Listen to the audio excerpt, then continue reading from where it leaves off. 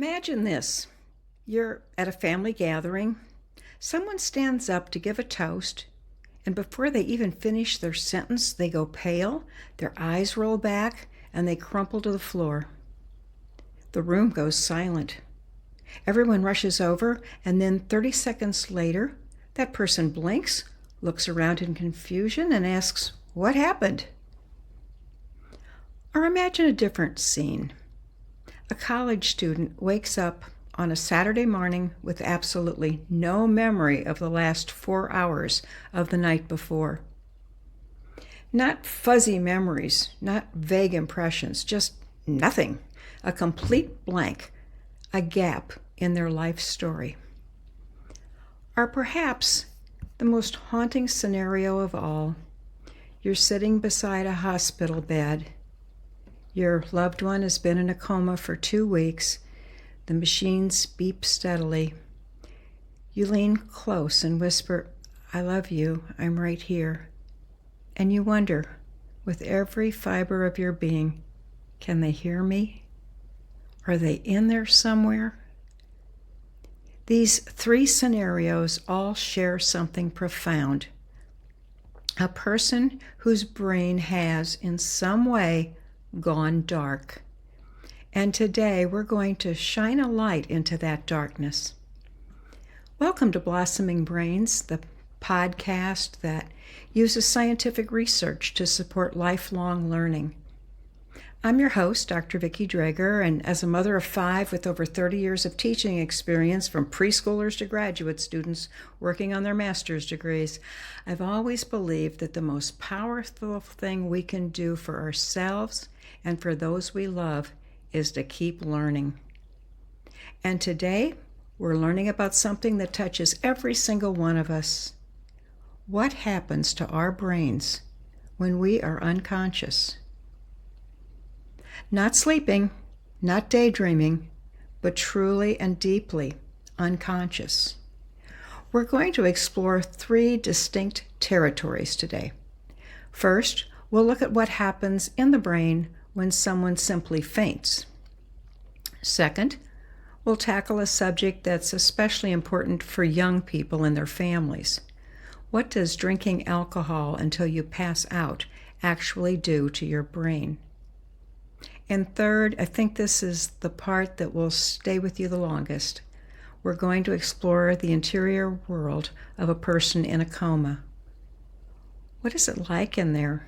Can they hear us? What is science telling us? So settle in. This is going to be a fascinating journey. Now let's start at the beginning. What is unconsciousness, really? Consciousness is that sense of being aware, of knowing you exist, of experiencing the world around you. And it's one of the greatest mysteries in all of science. Philosophers and neuroscientists have wrestled with it for centuries.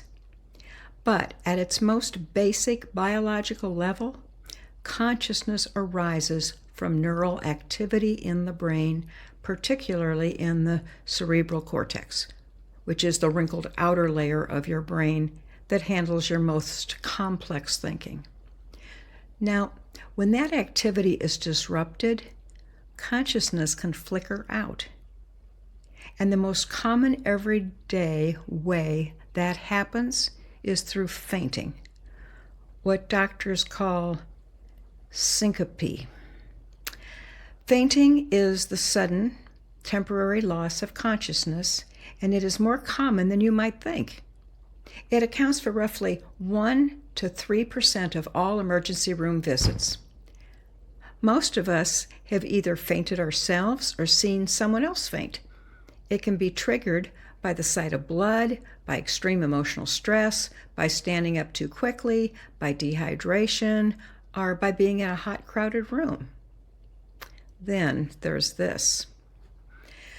I hate to admit it, but during my junior high years, the girls in my class were playing a game, usually at pajama parties, in which they would cause themselves to faint. This was most often done with the assistance of someone else pushing on their chest while they held their breath. The pros were doing it themselves by holding their breath and pushing their own hands around their throats. I wish I could say that that is no longer happening, but rough estimates suggest that about 10% of U.S. teenagers may have played this type of game at least once. Intentionally causing oneself to faint, something the kids often refer to as the choking game, our blackout challenge, involves cutting off blood and oxygen to the brain. This can be done through various methods, and the goal is to achieve a brief feeling of euphoria or a rush. However, it is extremely important to understand that these activities are incredibly dangerous. Restricting oxygen to the brain, even for a short time, can have severe and lasting consequences. These activities are not games and should not be attempted under any circumstances. Warning signs that a young person may be engaging in these types of activities can include any unexplained bruises around the neck, bloodshot eyes, frequent or severe headaches, and disorientation after spending time alone. Also, finding items like belts, ropes, or scarves in unusual locations. If there's a concern that a child or teenager is participating in these dangerous activities, it is crucial to seek help immediately from a trusted adult, a counselor, or a medical professional. But what is actually happening in the brain during these few seconds of unconsciousness? Here's an analogy I love. Once again, think of your brain as a bustling, vibrant city. It has millions of buildings. Those are your neurons. And they're all connected by a vast network of roads and power lines. For this city to function, it needs a constant, steady supply of electricity. In the brain's case, that electricity is oxygen-rich blood. Your heart is the power plant, and your blood vessels are the power lines. So fainting is like a sudden, temporary power outage. When blood flow to the brain drops, even briefly, even by just a small amount, the brain's power supply is cut off. Without that oxygen, the neurons cannot fire. The city goes dark. And when the city goes dark, you lose consciousness and fall to the ground. Now here's something interesting. Falling down is actually your body's way of helping you. When you're upright, your heart has to work against gravity to pump blood up to your brain. When you fall horizontal, the playing field is leveled, and blood can flow back to the brain much more easily. Within seconds, the power is restored and you wake up.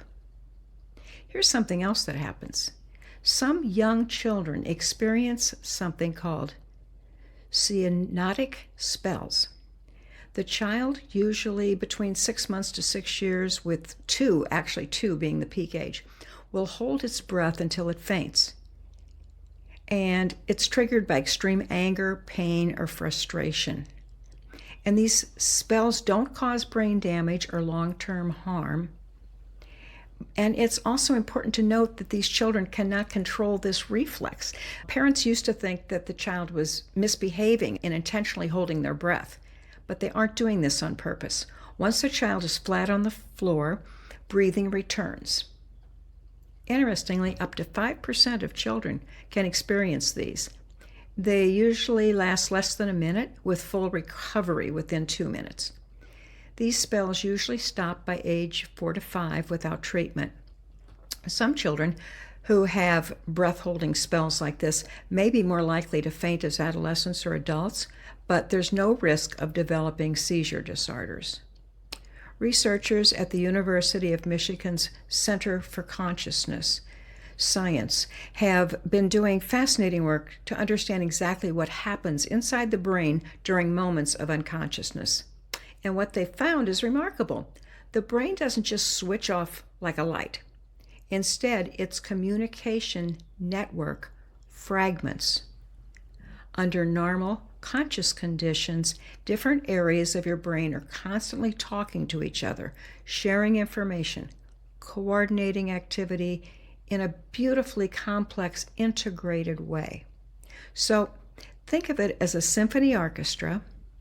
Every section, the strings, the brass, the woodwinds, the percussion, is playing together, listening to each other, creating a unified, harmonious sound. That integrated, coordinated activity is what produces consciousness. But during unconsciousness, the conductor steps off the podium. The sections stop listening to one another. The strings play their own little melody. The brass does their own thing. The woodwinds wander off. The music falls apart. Instead of an integrated symphony, you have isolated pockets of noise. So the brain becomes a collection of isolated islands during unconsciousness. Each is doing its own thing, unable to communicate with the others. And when that global communication breaks down, awareness, our consciousness, disappears. The good news about a simple faint is that this is temporary. The power comes back on, the orchestra reassembles, the conductor returns to the podium, and you wake up, usually within a minute. But what if the disruption is not temporary? What if something is actively poisoning the conductor? This brings us to our second topic, and I want to be direct with you here because this is a subject that truly matters, especially for young people and for parents. Drinking alcohol until you pass out is not a rite of passage. It is not just having too much fun. It is a medical event that causes real, measurable harm to your brain. And the science on this has become increasingly clear and increasingly alarming. Let me start with a quote from a landmark research paper by a Dr. Aaron White. It was published in the journal Alcohol Research and Health. He wrote that if recreational drugs were tools, alcohol would be a sledgehammer. I love that image. A sledgehammer doesn't discriminate. It doesn't carefully target one thing. It swings wide and it hits everything. Just imagine how hard you'd have to hit yourself on the head with a sledgehammer until you passed out. And yet many people, particularly young people, will drink until they are unconscious. So let's talk about what that sledgehammer actually does. When you drink alcohol, it enters your bloodstream and crosses what's called the blood-brain barrier, meaning it gets direct access to your brain tissue. At low levels, it loosens inhibitions and creates that warm, relaxed feeling many people associate with a glass of wine or a beer. But as the amount increases, the damage escalates. The most important brain structure to understand when we talk about alcohol and memory is the hippocampus. Your hippocampus sits deep inside your brain and it plays a central role in forming new, long-term memories. Think of it as a diligent filing clerk in a very busy office. All day long, new information comes in. Conversations you're having, things you're seeing, experiences you're having. And the hippocampus's job is to take that information and file it away into your long-term memory storage. When someone drinks a significant amount of alcohol, it essentially gets this filing clerk very, very drunk. The alcohol disrupts the chemical messengers, the neurotransmitters, that the hippocampus uses to do its job. Specifically, it interferes with something called long-term potentiation, or LTP, which is the process by which the connections between neurons are strengthened to form lasting memories. Alcohol blocks the key receptors, particularly the NMDA receptors, that are essential for this process. The result? The filing clerk stops filing. New information comes in, it floats around in short-term memory for a few minutes, and then it's gone. not stored, not retrievable, simply lost. This is why someone in a blackout can have a full conversation with you, walk around, even drive a car, and remember absolutely none of it the next day. Their short-term memory is functioning. They are present in the moment, but nothing is being committed to long-term storage. Researchers describe two types of alcohol-induced blackout. The first is called a fragmentary blackout. It's sometimes just called a grayout. In this type, you have spotty memories. Some things are there, others are missing. It's like a video file that's been corrupted in places. You might remember arriving at the party, you might remember leaving, but the middle is full of gaps. The second type is called an en-bloc blackout. This is the complete total erasure. Hours of your life simply gone. No matter how hard you try to remember, there's nothing there. The filing clerk didn't just slow down. No, she went home entirely. Now you might be thinking, well, if the memories are gone, but the person wakes up and seems fine, is it really that harmful? The answer, according to a growing body of research, is a resounding yes. A major study published in the journal JAMA, J-A-M-A, Network Open, involving tens of thousands of participants across multiple countries, found something deeply alarming. People who had experienced alcohol-induced loss of consciousness had double the risk of developing dementia later in life compared to moderate drinkers who had never passed out from alcohol. Double the risk. And this was true regardless of how much they drank overall. It wasn't just about the total amount of alcohol consumed. The act of losing consciousness from alcohol was itself an independent risk factor for dementia. Why? Because when you drink to the point of unconsciousness, you are flooding your brain with a neurotoxic substance at extremely high concentrations. Alcohol and its metabolite, which is called acetaldehyde, can directly kill brain cells. It can trigger a process called excitotoxicity, where neurons are essentially overstimulated to death. It can damage the delicate white matter, which is the brain's wiring, and contribute to the kind of small vessel disease that leads to vascular dementia. Think of it this way. Every time someone drinks to the point of passing out, they're not just losing a few hours of memory, they're potentially losing a few thousand neurons. And while the brain has some remarkable capacity for recovery and adaptation, neurons that are killed do not grow back, and the damage accumulates. And here is something particularly important for parents of teenagers and young adults. Research consistently shows that the adolescent brain is significantly more vulnerable to the harmful effects of alcohol than the adult brain. The teenage brain is still under construction. It's not fully developed until around age 25. Drinking heavily during this critical period of development doesn't just cause temporary impairment, it can alter the architecture of the brain itself, potentially leading to lasting changes in memory, decision-making, and emotional regulation.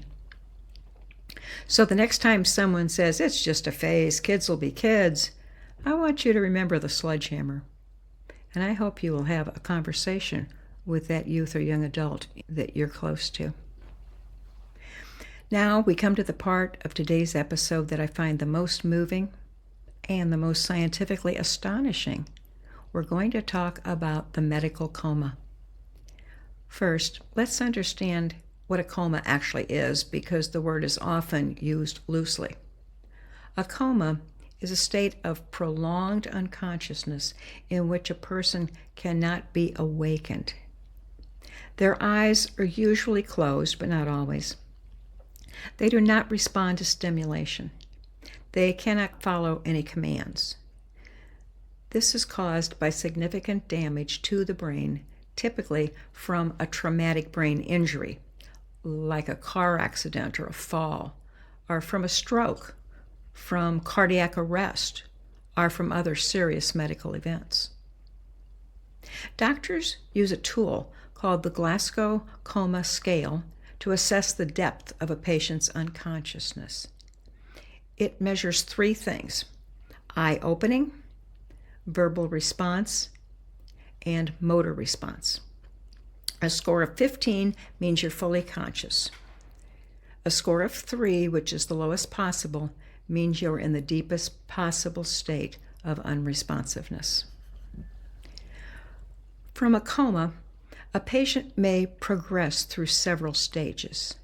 They might move into what's called a vegetative state, where they appear to be awake. Their eyes might open, they might have sleep-wake cycles, but they show no signs of awareness of themselves or of their environment. Beyond that is the minimally conscious state, where patients show inconsistent but real signs of awareness. They might track a moving object with their eyes or respond to a simple command occasionally. Now, these distinctions matter enormously because they affect how families and medical teams interact with patients, and they have been at the center of some of the most important and heartbreaking ethical debates in modern medicine. For a long time, the medical community assumed that if a patient showed no behavioral response, they were not aware. If the lights appeared to be out, that meant nobody was home. But a series of extraordinary research studies over the past 2 decades has completely overturned that assumption.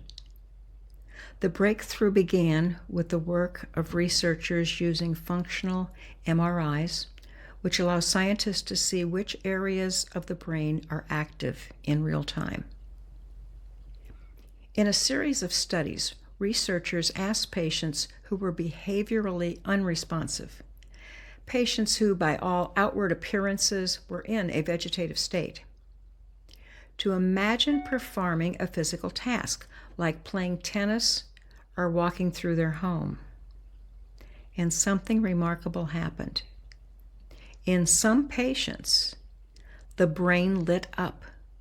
The areas associated with motor imagery, with spatial navigation, with language comprehension, they activated just as they would in a healthy, fully conscious person. These patients were hearing the instructions. They were understanding them, and they were trying to respond. But the pathway between their brain's command center and their muscles was damaged or severed. They were, in the most profound and heartbreaking sense, locked in. This phenomenon is now called cognitive motor dissociation, or sometimes covert consciousness.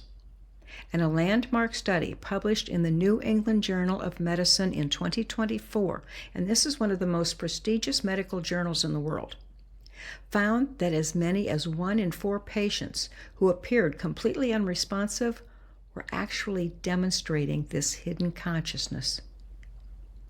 25%. That is an extraordinary number. The lead researcher, Dr. Yelena Bodine of Harvard Medical School, put it powerfully. Some patients with severe brain injury do not appear to be processing their external world. However, when they are assessed with advanced techniques such as task-based functional MRI and EEG, we can detect brain activity that suggests otherwise. Think about what that means. Think about the patients and families who were told, there's nothing there, they can't hear you, they don't know you're there, and yet inside a mind was listening. So, can people in a coma hear us? Based on the current science, the answer is For a significant number of them, yes. That would be 1 in 4, 25%. Research from Columbia University has helped us understand why this happens. It turns out that in patients with cognitive motor dissociation, the brain structures responsible for arousal and for understanding language are often intact. The damage is in the pathways that connect the brain's understanding of a command to the muscles that would carry it out. So the patient hears you. They comprehend you. They may even want to respond, but the signal gets lost somewhere between the brain and the body. Just imagine being completely paralyzed, but fully awake and aware. Imagine hearing every conversation in the room, understanding every word, wanting desperately to let someone know you're there, but being unable to move a single muscle. That is the reality for some coma patients. It is a reality that should change the way we behave at every bedside. And this brings us to one of the most beautiful and hopeful pieces of research I've ever come across. A team of researchers at Northwestern University and the Hines VA Hospital asked a simple but profound question. If coma patients can hear, does it matter what they hear? They designed a study called Familiar Auditory Sensory Training, or FAST. They had families of coma patients record personal stories, real memories shared between the patient and their loved ones. Not generic stories, not news broadcasts, personal, specific, sensory-rich memories, a family wedding, a road trip, the smell of Thanksgiving dinner, the feeling of cold air on your face as you skied down a mountain. These recordings were played to the coma patients through headphones 4 times a day for 6 weeks, and the results were remarkable. Patients who received this treatment recovered consciousness significantly faster than those who did not. And when researchers put these patients in an MRI scanner while playing the recordings, they could see the brain lighting up, specifically in the regions associated with long-term memory and language comprehension. The familiar voices were exercising the brain's circuits, keeping them active, helping to rebuild the connections that have been damaged. One of the study participants was a man named Godfrey who had been in a coma for 3 months. His wife recorded stories for him. When Godfrey eventually recovered, he remembered hearing his wife's voice and his brother's voice during the coma. He said, and I find this so moving, "It was comforting to think that they were there with me. It helped me by giving my brain something to connect with." A voice, a story, a connection. These are not small things. These are quite literally the threads that can pull someone back from the darkness.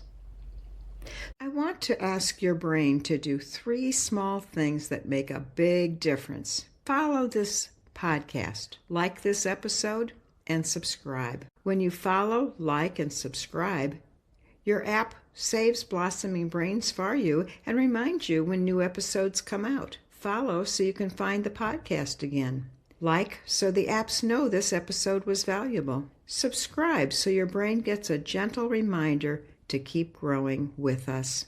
So, one more time, for your beautiful, busy brain, follow the podcast, like this episode, and subscribe to Blossoming Brains wherever you're listening or watching. So, let's take a moment to reflect on the journey we've taken today. We started with fainting, that brief, startling power outage where the brain's communication network fragments. The orchestra loses its conductor and consciousness flickers out for a few seconds. It's temporary. It's usually harmless, and it's the body's own emergency response to a drop in blood flow. Then we moved to the far more serious territory of alcohol-induced unconsciousness, We learned that alcohol is a sledgehammer to the brain's most delicate machinery. It gets the hippocampus's filing clerk drunk, preventing the formation of new long-term memories. It floods the brain with neurotoxic chemicals that can kill neurons and damage white matter. Perhaps most alarmingly, we learned that drinking to the point of passing out is associated with double the risk of dementia later in life, a consequence that no one talks about enough, I don't think. And finally, we entered the profound and humbling world of the coma. We learned that what we thought we knew, that unresponsive patients were unaware, is being overturned by extraordinary science. 1 in 4 patients who appear completely unconscious may, in fact, have hidden consciousness. They may be hearing every word spoken in that room, and the voices of the people they love telling the stories they share can literally help light up their brains and bring them back. And now I want to leave you with a thought. The brain is the most complex object in the known universe. We have been studying it for centuries, and we are still discovering things that astonish us. The science of consciousness is one of the great frontiers of human knowledge, and every new discovery reminds us of something fundamental. The human mind is resilient, it is persistent, and it is always reaching toward connection. So here is what I want you to do with what you've learned today. If you have a young person in your life, a teenager, a college student, a young adult, please have a conversation about alcohol. Not a lecture, a conversation. Share what you learned today about the hippocampus, about the filing clerk who stops filing, about the doubled risk of dementia. Young people respond to science. They respond to understanding the why. Give them that. If you have a loved one who is in a coma or in a minimally conscious state, talk to them, read to them, play their favorite music, tell them the stories you shared together. Bring in the sensory details, the smells, the sounds, the textures of your shared memories. The research says it matters. Your voice may be the most powerful medicine in that room, and you too may find comfort. And for all of us, let's treat our brains with the respect they deserve. They are not invincible. They are not infinitely resilient, despite all that we know about neuroplasticity. They are extraordinary, but they are also fragile. Every choice we make, what we eat, how much we sleep, how much we drink, how we manage stress, how we keep learning, every choice is a vote for the health of the most remarkable organ in our bodies. So don't forget to share your stories and thoughts with us on our social media channels.